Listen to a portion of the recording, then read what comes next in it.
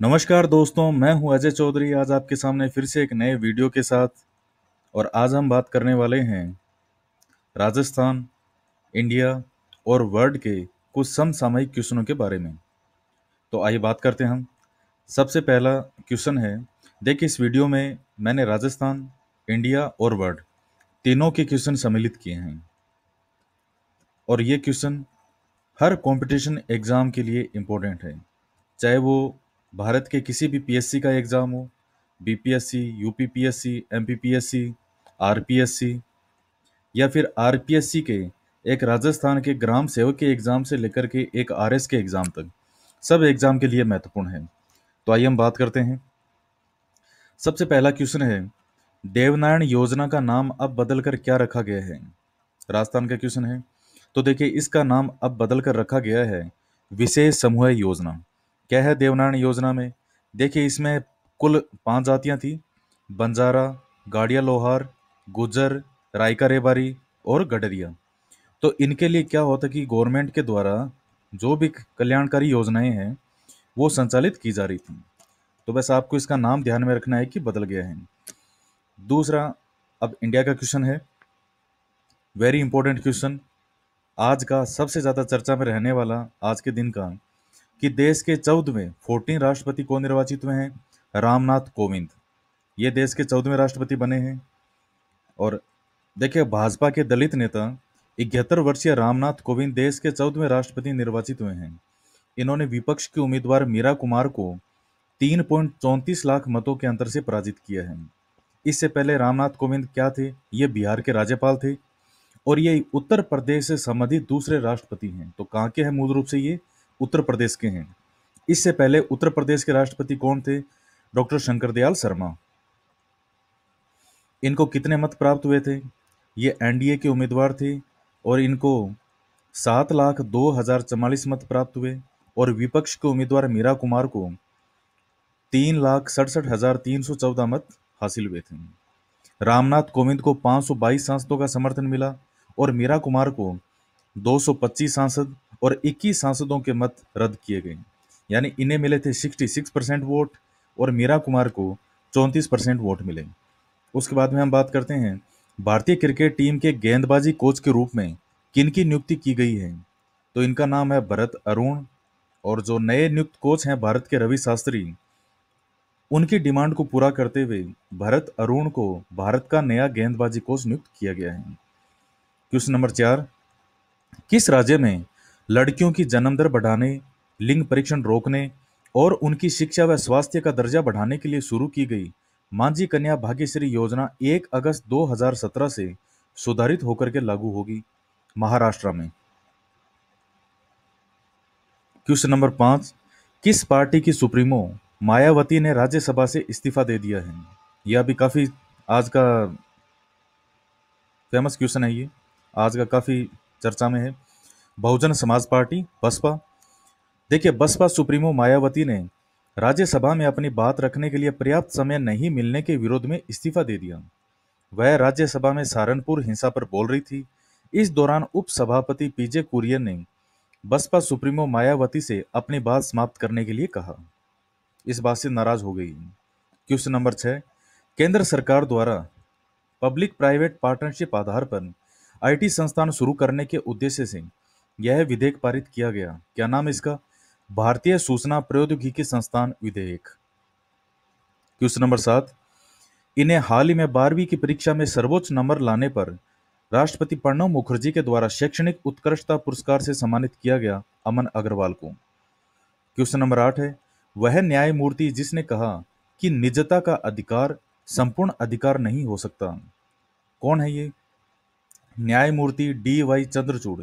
देखिए ये आज का काफी फेमस क्वेश्चन है ये, कि निजता का अधिकार, जैसे आप जानते हैं कि अभी आधार कार्ड को सारी सरकार सार्वजनिक योजनाएं जो भी सरकार की है उनसे ऐड किया जा रहा है। इस बात को लेकर कम से कम 25-30 याचिकाएं सुप्रीम कोर्ट में लगी हुई है कि ये हमारी निजता के अधिकार का उल्लंघन है। तब सुप्रीम कोर्ट के 9 जज एक साथ बैठे और उन्होंने ये आपस में डिसाइड किया कि निजता का अधिकार अपने आप में है, ठीक है, निजता की परिभाषा हर जगह अलग अलग है, लेकिन जब देश की बात आती है तब निजता की डेफिनेशन अलग है, वहां आपका निजता का अधिकार नहीं चलेगा। जैसे एक याचिकाकर्ता ने कहा था कि मेरी आंखें और जो मेरे मेरे फिंगरप्रिंट हैं वो मेरी निजता है, लेकिन सुप्रीम कोर्ट ने इस चीज को नहीं माना। उन्होंने कहा कि निजता का हर जगह अलग अलग परिभाषा है, अलग अलग डेफिनेशन है उसकी। ये लाइन किसने कही थी? D.Y. चंद्रचूड़। क्वेश्चन नंबर 9, वह राज्य सरकार जिसने 10वीं तक के छात्रों के लिए स्कूल बैग का वजन अधिकतम 5 किलोग्राम तक होने का आदेश जारी किया है। नया राज्य बना है 29वां, तेलंगाना। 20 जुलाई 2017 को रामनाथ कोविंद देश के 14वें राष्ट्रपति निर्वाचित हुए। राष्ट्रपति प्रणब मुखर्जी का कार्यकाल कब तक है? 24 जुलाई 2017। उच्चतम न्यायालय के अनुसार निजता का अधिकार संपूर्ण अधिकार नहीं हो सकता। इस मुद्दे पर जितने न्यायाधीशों की संविधान पीठ ने विचार किया, अभी मैं ऊपर बता चुका हूं, 9 न्यायाधीश इसमें बैठे थे। देखिए बहुत इंपॉर्टेंट है, ये निजता के अधिकार वाला है। ये जहां तक मुझे लग रहा है इतना इंपॉर्टेंट है कि इस पर एक नया वीडियो भी बनाऊंगा मैं पूरा, सिर्फ इस निजता के अधिकार को ध्यान में लेकर के। केंद्रीय मंत्रिमंडल ने सार्वजनिक क्षेत्र के उपक्रमों के कर्मचारियों के वेतन में जितने प्रतिशत बढ़ोतरी को मंजूरी प्रदान की है? 15%। क्वेश्चन नंबर 13, भाजपा के जिस वरिष्ठ नेता को लोकसभा सांसद के रूप में उनके योगदान हेतु लाइफ टाइम अचीवमेंट पुरस्कार प्रदान किया गया? लालकृष्ण आडवाणी जी। केंद्रीय मंत्रिमंडल ने सार्वजनिक क्षेत्र के उपक्रमों के कर्मचारियों के वेतन में कितने प्रतिशत बढ़ोतरी को मंजूरी दी है? 15%। ये क्वेश्चन अभी दिया था ऊपर मैंने। अब है वर्ड जी के। किस देश की संसद ने सुरक्षा कानूनों को मजबूत करने के लिए विवादास्पद बिल को 18 जुलाई 2017 को मंजूरी प्रदान की? किसने? फ्रांस ने। देखिए इस कानून में एक मोटी मोटी बात बता दूं आपको, वो ये है कि अब बिना वारंट के किसी भी व्यक्ति को गिरफ्तार किया जा सकेगा, क्योंकि जो आतंकवादी घटनाएं वहां हुई है तो इसलिए इन्होंने अपने उस कानून को और मजबूत किया है, सुरक्षा कानून को। तो बिना वारंट के किसी को भी गिरफ्तार किया जा सकेगा। फ्रांस ने। किस देश ने हिजब उत तहरीर पर बैन लगाया है? इंडोनेशिया। ये वहां पर एक कट्टरपंथी इस्लामिक संगठन है, इस पर प्रतिबंध लगा दिया गया है। किस देश के प्रशासन ने 15,000 अतिरिक्त H-2B वीजा देने की घोषणा की है? H-2B क्वेश्चन आ सकता है कि H-2B क्या है? एक वायरस है, बैक्टीरिया है, जीवाणु है, क्या है? कुछ भी है नहीं, ये एक वीजा है। इस नाम को ध्यान में रखिएगा आप। तो किसने दी है? अमेरिका ने। और अभी राष्ट्रपति कौन है अमेरिका के? Donald Trump. इन्होंने ये कहा कि अमेरिकी कंपनियों की जरूरत को सिर्फ अमेरिकी जो एम्प्लॉय हैं, कर्मचारियों से पूरा नहीं किया जा सकता, तो हमें बाहर के जो लोग हैं उनकी भी आवश्यकता पड़ेगी। इसके लिए किया गया है ये।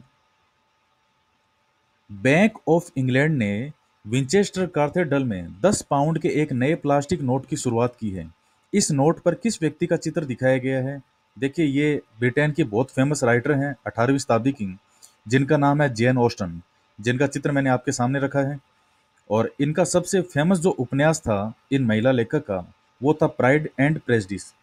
और आपको ध्यान हो तो इस पर ऐश्वर्या राय जो अभिनेत्री है भारतीय फिल्म इंडस्ट्री की, उन्होंने एक फिल्म भी बनाई थी ब्राइड एंड प्रेस्ट।